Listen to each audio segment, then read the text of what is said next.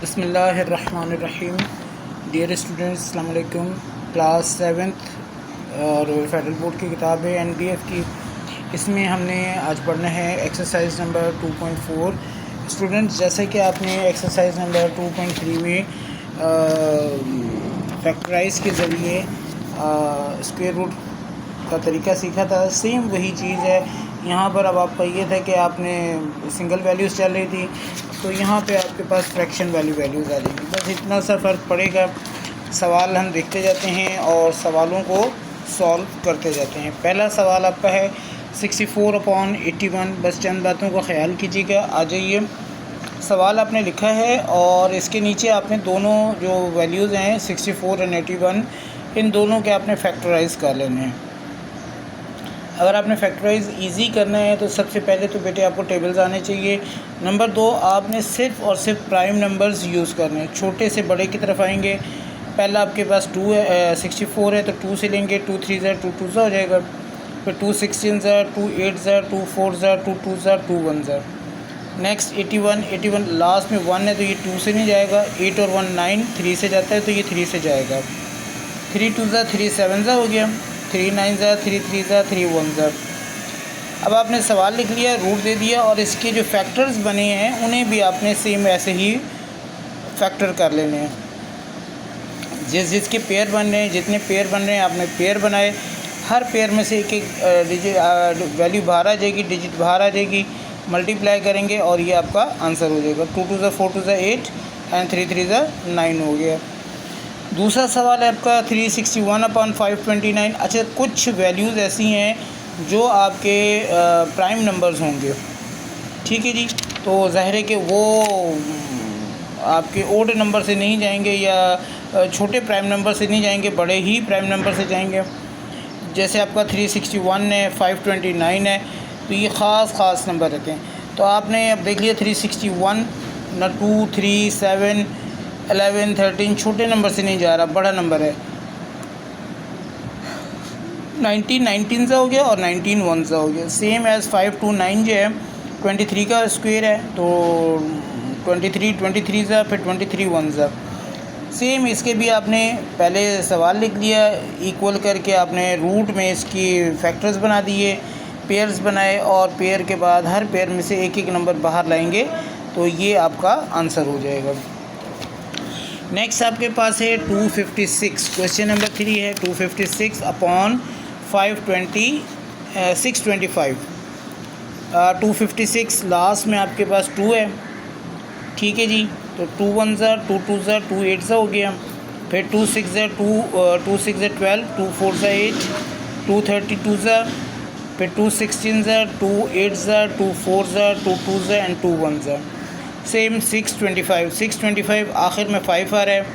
अच्छा, ये 3 से पहले चेक कर लीजिए। 6 और 2 8 और 5 13 आपका 3 से नहीं जाता, इसलिए ये 5 से ही जाएगा। 5 1 ज़ा 1 आगे लगा 12, 5 2 ज़ा 12, 5 2 ज़ा 10, 2 आगे गया तो 25, 5 5 ज़ा 25, 5 2 ज़ा 5 5 ज़ा, फिर 5 5 ज़ा 5 1 ज़ा। इनके भी आपने फैक्टर्स लिए, फैक्टर्स के पेयर्स बनाए। जिन के पेयर बने वो आपने पेयर्स बना दिए और हर पेयर में से एक एक डिजिट बाहर लाके आपने मल्टीप्लाई करा, तो आपके पास इसका आंसर बन जाएगा 16/25। नेक्स्ट क्वेश्चन है आपके पास 1225/169। सेम इसके साथ भी हमने यही काम करना है, यही स्टेप करना है। 125 2 से नहीं जाएगा, 3 से नहीं जाएगा, 5 से जाएगा। 5 2 ज़ा 10, 2 आगे लिया 22, 5 4 ज़ा 20, फिर 5 5 ज़ा 25, 5 4 ज़ा 24 आज निकला तो 5 9 ज़ा 45, 7 7 ज़ा 7 1 ज़ा और 169 तो आपको पता है कि 13 का स्क्वायर है। पेयर बनाए, स्क्वायर बनाए, एक एक बाहर आ गया, मल्टीप्लाई करा तो आपके पास 35/13। अच्छा, यहाँ पर एक चीज़ आपको मैंने समझानी है। नंबर आपके पास इस तरह से दे रहा है, बड़ी वैल्यू आपकी नॉमिनेटर, छोटी डिनोमिनेटर, आपने ऐसे ही इसका आंसर दे देना है। क्वेश्चन नंबर 6 7 8 9 10 अब ये ऐसे ही हैं। हम एक सवाल और कर लेते हैं। 11वां सवाल देखिएगा आपका होल नंबर में है। पहले आ जाइए फिफ्थ क्वेश्चन है। फिफ्थ में भी आपने यही लिया 400 अपॉन 121 है। आपने 400 के फैक्टर्स बना लिए। 2 2 0, फिर 2 1 0, 2 5 0 आ गया, 2 25 5 5 5 1 और 11 1 2 1 जो है 11 का आपका है, तो 11 1 फिर 11 1 हो जाएगा। 400 के आपने फैक्टर्स बना लिए। जिसका पेयर बना आपने वो ले लिए, हर एक बाहर लाए, तो आपके पास मल्टीप्लाई करके 20 अपॉन 11 आंसर हो जाएगा। अब इसके बाद क्वेश्चन नंबर 7 भी है, ठीक है, 6 है।